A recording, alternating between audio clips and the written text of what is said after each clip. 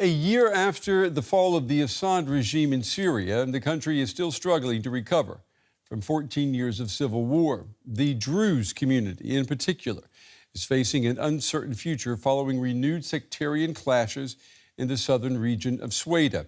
DW's Aya Ibrahim reports tonight on doubts about the inclusivity of this new Syria.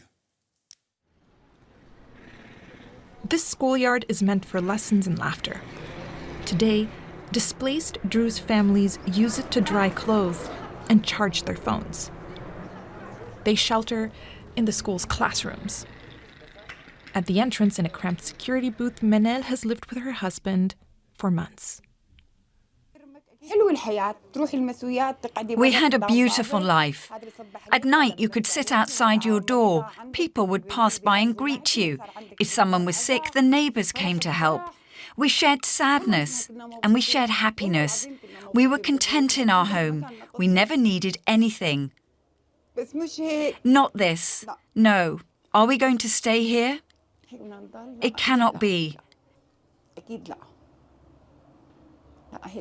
Every day I tell my husband, this can't be real. Maybe I'm just dreaming. Maybe I'll wake up and see my neighbour again. Maybe I can clean my house as I wish, eat what I want, shower when I want to, sleep when I want to. Manel left her village of Al-Mazra'a in July, when deadly clashes broke out between Druze and local Bedouin tribes. The violence intensified when the transitional government in Damascus sent forces to intervene. She says she and her husband saw horrors on the way through the Sweida region. We saw people hanging from balconies. We saw people dead in their cars. It was unbelievable. We couldn't process it. What happened in Sweida felt like an action or horror movie. I don't know how we survived. I can't process what happened to us.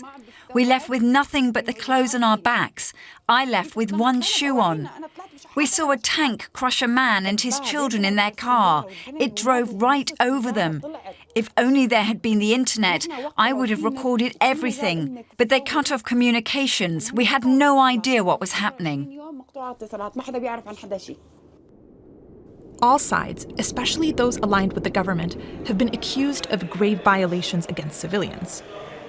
The conflict escalated into a regional one when Israel intervened. It has a significant Druze community and said it was moving to protect Druze in Syria.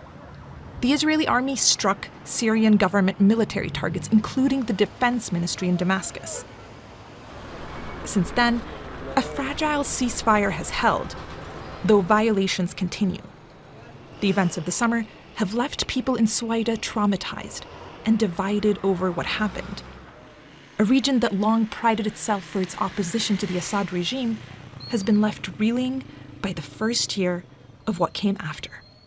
When the Assad regime fell in December of last year, this square was filled with the joy of Sweida's people. Today, after the bloody events of the summer, things have changed. The Syrian flags have disappeared, and the hopes of many in the Druze minority of having a better future in their own country have faded. In the city center, we meet several Druze activists. They opposed Assad for years. We first spoke to them here last year, just after the regime collapsed. Back then, they were cautiously optimistic. Today, they tell us everything is different.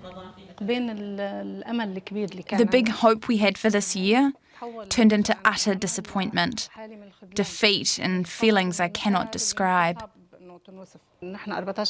For 14 years, we tried to speak out against what happened to Syrians, only then to have that same brutality practiced on us. Before, people were persecuted because of their political opinions, regardless of being Alawite or Druze or Christian. It was somehow a decision. If I chose to be in the opposition, I bore the consequences. Now it's different. Now, belonging to a certain sect doesn't just mean persecution, it's worse than death. We started feeling that this idea of a collective Syrian identity is a lie, we told ourselves. When I used to meet with people, I would introduce myself as being from Sweida, and people would say, "Oh, so you're Druze." I used to not like that. I don't want to introduce myself as someone who belongs to a specific sect. But after July, what we saw was so unbearable. I said it on the streets. I am Druze. I feel like I'm walking around with a death sentence. I feel like I'm in some kind of big prison, just because of which sect I belong to. For them, finding peace and trust will take time, and much more than promises from the government in Damascus. Right now, we are not just still bleeding, our wounds are getting bigger. We still have people missing. There are people that have been killed that cannot be identified yet. There are still bodies in towns controlled by the government. There will be no resolution before these groups are separated from each other. They give us our villages back. They have to go back to their administrative borders and let people live their pain. Then with time, the solution will come.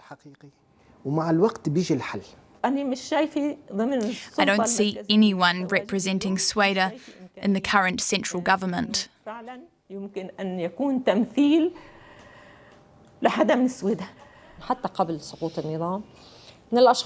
Even before the fall of the regime, I'm one of the people who, even throughout these 14 years, never thought about leaving Syria.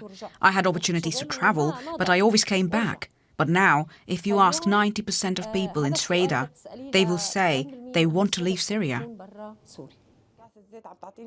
As for Manel, her village is still held by government forces, which she doesn't trust to protect her. But she says all she wants is to go home again.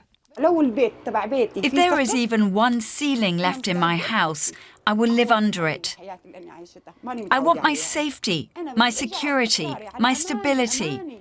I want to close my door and know I am inside with my husband, that no one is giving me charity. I don't want someone knocking on my door to hand me torn pajamas and say, sew these and wear them. We did not live like this.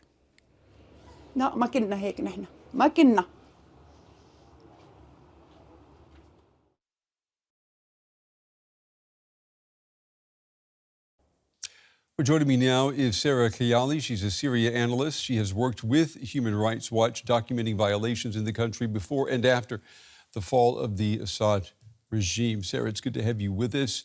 Do you see any sincere efforts by the new Syrian government to address the atrocities in Sweida?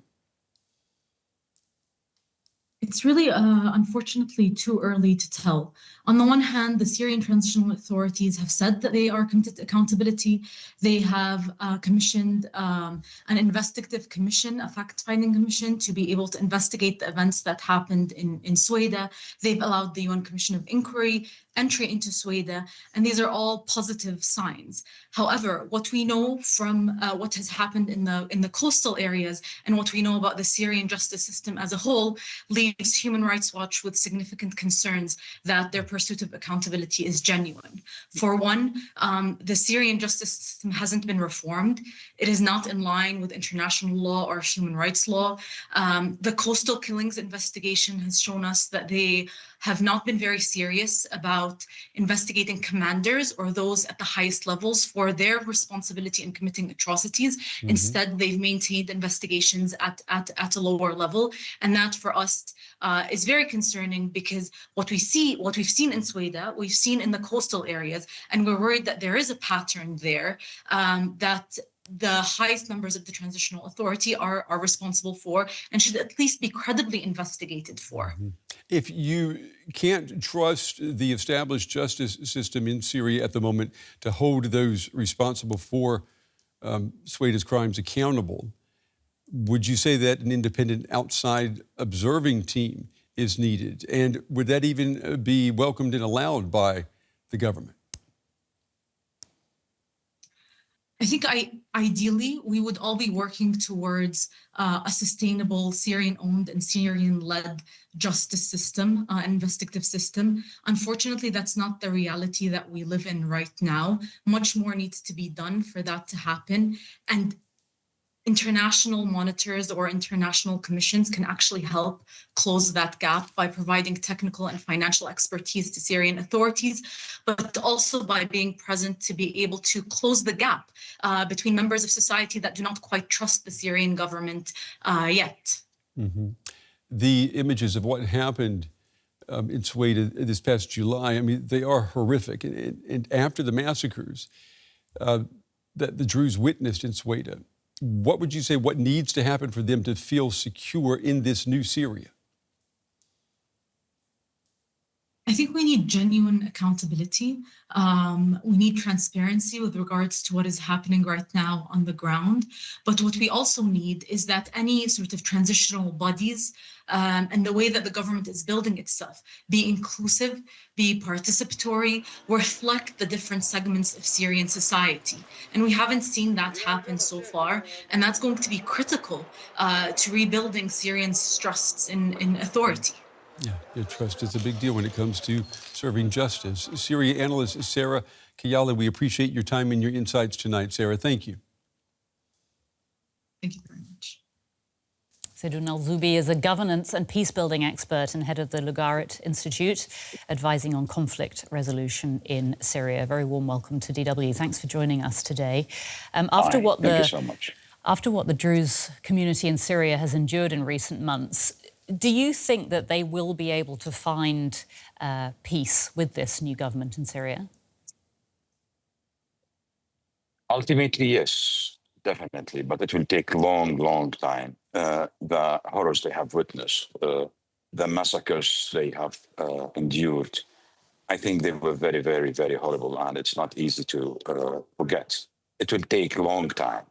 But at the end of the day, Sweida is not an exception in Syria. I mean, in the sense that in one day, in 2020, they separated from Syria, but then they came back in 1939.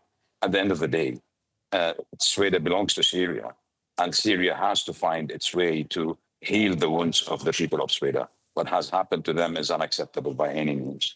It's heinous, it's a crime, and we shall overcome that, but it will take a long, long time. So do you believe Syria's new president when he says his goal is a country where all can live as equals? I do. I know many people might protest this, but if we don't believe him, what is our other choice? The only choice we have right now is to dialogue. It's not that we trust or we distrust. Dialogue will create trust. We need to dialogue, and we need to find our way out. Talking about toppling this regime is crazy. Syria cannot endure another 14 or 15 years of war or civil war. We need to sit down at the table and dialogue for a long time. So I do trust that he wants this dialogue to happen, although all what has happened before might shed doubt on this. But we don't have any other choice but to collaborate together. Government, de facto authorities in Sweida, de facto authorities in Northeast, everywhere. And this has to happen among all sects in the country. So I have been touring the country for a long, long time. Sorry to interrupt you, but you mentioned dialogue there several times. Is dialogue the way of overcoming sectarianism in a country like Syria and building a shared national identity going forward? There is no other way. There is no other way. As I said, I have been touring the country. I visited 12 governorates, some of them a couple of times. And in all of these visits, what I do is dialogue. And all what I see are people who are thirsty for dialogue. Everyone needs to see the other as a compatriot, as a person with whom he or she can talk to. I don't think dialogue is impossible, and I don't think there is any other way but dialogue. I visited Alawites, Druze, Christians, Ismailis, Kurds, Arabs, Sunnis, and all of them want dialogue. The only issue is there is no platform for that. And that is the responsibility of the government. The government has to initiate this, has to be the one that brings everyone to dialogue. But even if the government does not do that, we shall do it. And we are doing it. I am doing it. Are there countries that have succeeded at this that could potentially serve as models for you, for people in Syria? Of course, South Africa, Rwanda, even countries like Iraq, after 20 years of civil war, they are sitting down now for dialogue. South Africa, after 30 years of writing their constitution, they are back to dialogue. Syria is not an exception. Syria has witnessed a very, very severe civil war. And then, of course, one should not expect that after the finish of the civil war, everything goes fine. We need some time. We need this transitional period to pass with the less pain we have. But many countries actually witness such bloody transitional period or even more. This is not an excuse. This is not to say, well, let's accept what is happening. What we need to do is to make it shorter and less painful. And this is possible only through dialogue. Only through dialogue. You've mentioned dialogue, you've mentioned time. Tell us in a concrete way what has to change in the coming months and years for Syria's minorities to feel secure, to feel truly included in the country's future. Exactly, this is what you said, included, right? Like last month I was in Tartus and Salamiyya and in Christian villages, so Ismailis, Alawites and Christians.